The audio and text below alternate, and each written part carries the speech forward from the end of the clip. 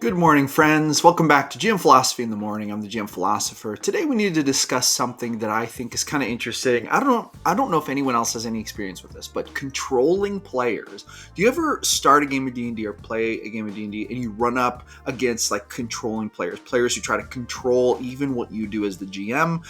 Raise your hand if you've ever experienced this. I have definitely experienced this before. Some of this can come from like rules lawyering, but sometimes it's more about the gameplay itself. Sometimes it's just about the narrative that goes on. Sometimes players will try to control what you do with the story. In fact, I have seen 3 different categories of controlling players, and let me lay it out for you. See if you can identify with this. Category 1 is, in fact, the rules lawyer. So the rules lawyer is basically the player who says, oh, hold on, GM, that's not supposed to work like that, and tries to correct your rulings on things. Okay, so that's controlling player number 1.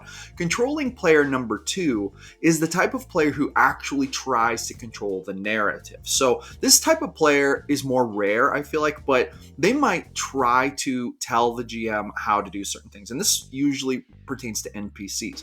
So for example, they may say to the GM, if the GM says, okay, NPC is doing this, they might say, no, GM, they wouldn't do that. And I don't want them to do that for this and this reason. And interestingly enough, there was a situation that came up in I'm playing in a game with Dungeons and 20s runner, William, awesome GM. I'm playing in his game. I'm playing a lawful evil Minotaur bard named Grom Izek. In fact, if you want to watch the latest episode of that, you want to watch me play Grom and be awesome, link down in the description. It's Basgoth the Crimson Blade is what our campaign is called because it's the group of our adventurers, very fancy.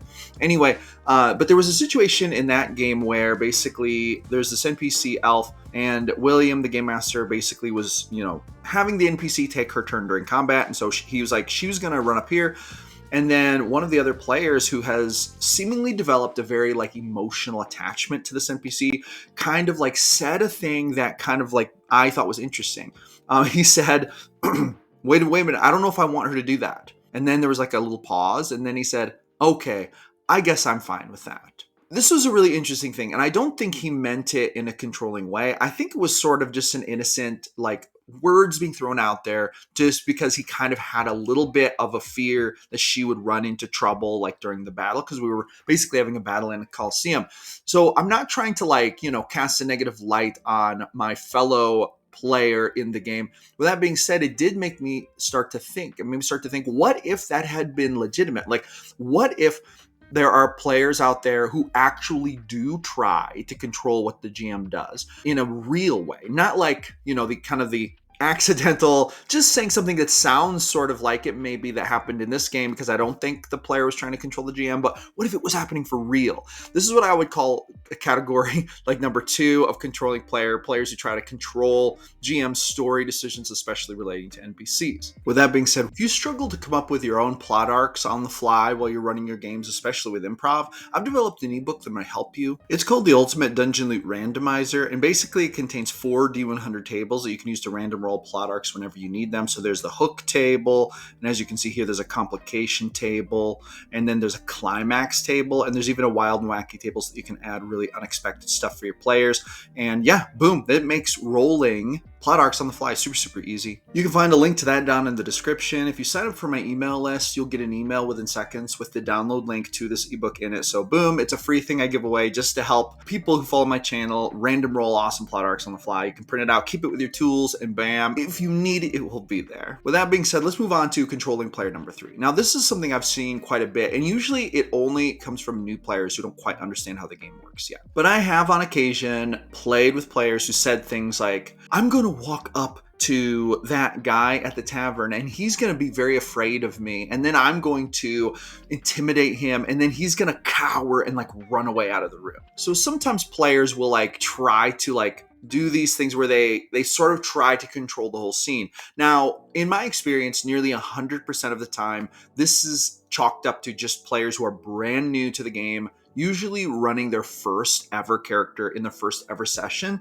and not quite understanding how roleplay works. And then when this does happen, I will just sort of stop and be like, well, now that is awesome. I love what you're doing here. I love what you've done with the place. But now let me explain, like, it doesn't quite work that way. And then I'll kind of like help get one of the other players to help me sort of role play for a moment and kind of demonstrate to them how that game actually works. And then once they pick up on that, they don't usually repeat that. Now, with that being said, there's a question: why does this matter, and what should we do about it as GMs? Do controlling players matter, and should we try to deal with them in some kind of way to reduce the controllingness and increase fun? Because as a GM, I don't know about you, but I don't want to be micromanaged by my players. Now, before we dive too deeply into this, I really need to let you know that I believe that kindness and positivity are the number one GM skill set. So getting mad at players who act kind of controlling, getting frustrated, getting patient, getting irritated, this probably isn't the best way to deal with this. So how do you deal with it? Well, let's start with each category. So let's start with the category number one, rules lawyer. So here's the thing about rules lawyering. If I notice someone is trying to rules lawyer me, and I determine that it's maybe, they're just kind of talking through it, and then I say, oh, gotcha, yeah, I just run it like this, and then they let it go, then there's no problem. I have no problem with players telling me what the rules say. In fact, sometimes I find it useful, and I will generally maybe even go that way. But that's different. Like, players who are trying to offer some assistance, that's different than players who are trying to override you, basically saying, oh, hey, you're not doing it according to the rules. You need to change your ruling, GM. Okay. Now, I can understand that players might get frustrated if I make a ruling that is different than what the rulebook says. But sometimes I make those rulings on purpose. And sometimes, despite hearing what I hear in the rulebook, I'm still going to maintain my official ruling on it.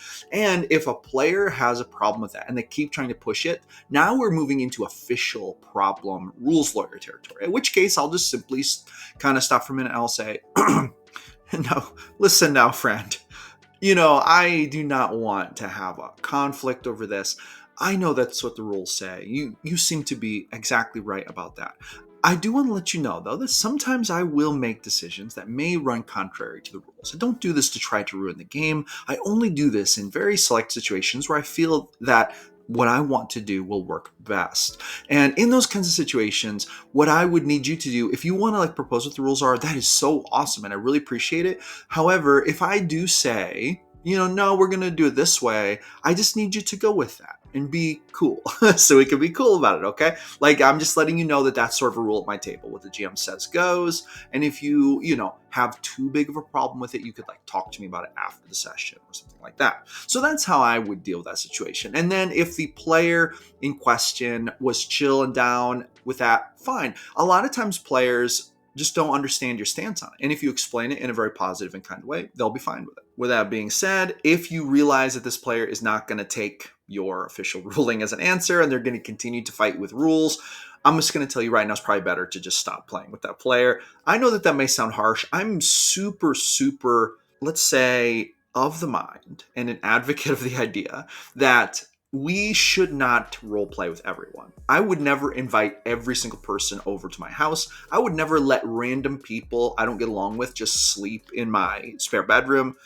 I am not going to just open my refrigerator or car or any other part of my life to just anyone willy-nilly. There has to be some mutual trust, agreement about some kind of value system between us before I will open my life to us, a person or different people. And our game table should be no exception. If someone is not going to come in and play ball in a fair and, let's say, manner that jives with you and the rest of your group, it's just not going to work out. And there's nothing wrong with saying that. And there's nothing wrong with, after that session, messaging that player and being like, hey, I really appreciate you. You are super awesome in so many ways, but I don't think it's going to work out with us, playing D&D together anymore. Personally, this is what I would do. I've done this before. I do not see an issue with this. And I realize that this may be difficult for some people. It's not difficult for me.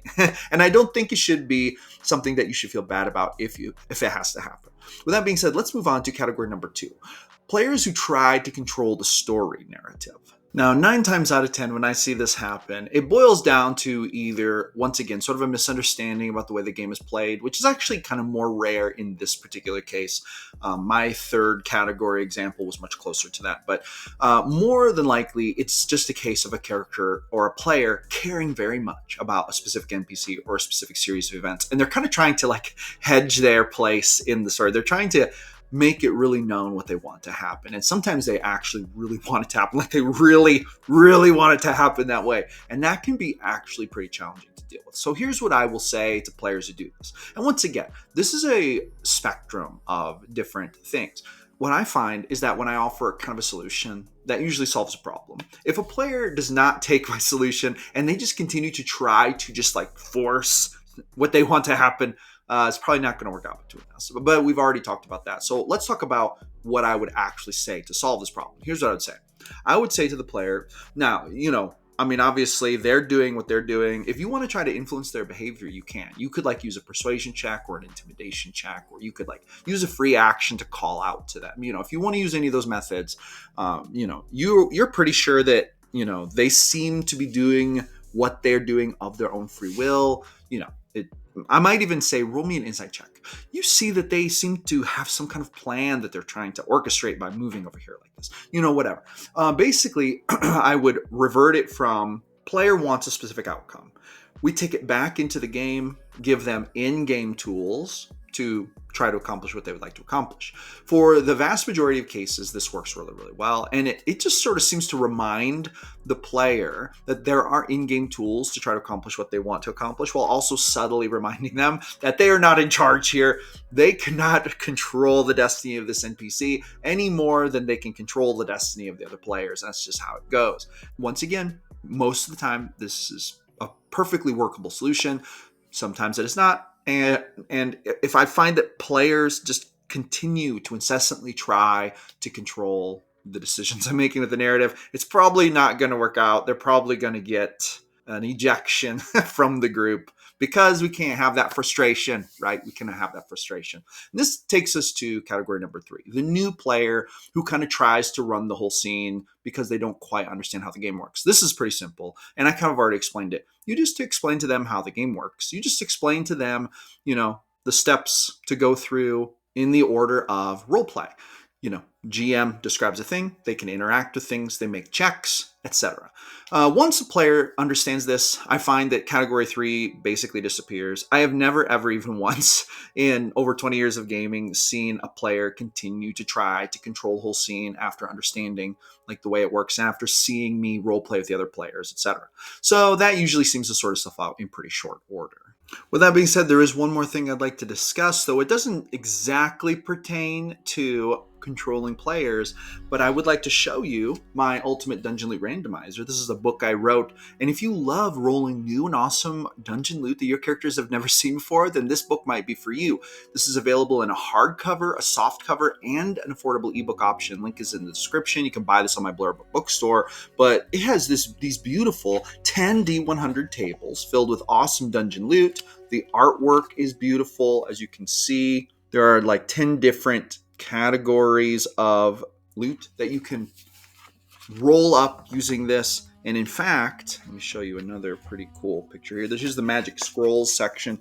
Shabam.